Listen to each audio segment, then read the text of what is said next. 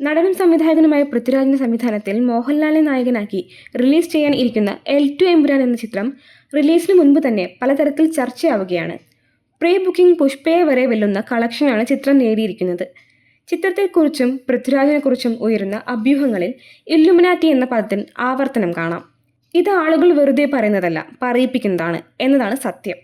ലോകത്തെ ഭരിക്കുന്ന രഹസ്യ സ്വഭാവമുള്ള ഇലുമിനാറ്റി ഗ്രൂപ്പിന്റെ സിംബലായി കണക്കാക്കപ്പെടുന്ന ഐ ഓഫ് പ്രൊവിഡൻസ്, അതായത് പൂർണ്ണമല്ലാത്ത ത്രികോണത്തിനു നടുവിലെ കണ്ണ്.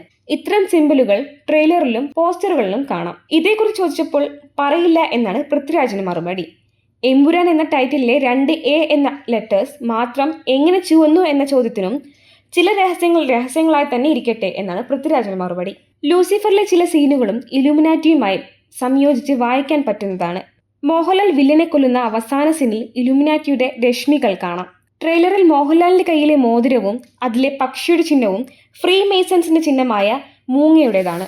ഈ സൂചനകൾ വഴി പൃഥ്വിരാജ് എന്താണ് പറയാൻ ശ്രമിക്കുന്നത്?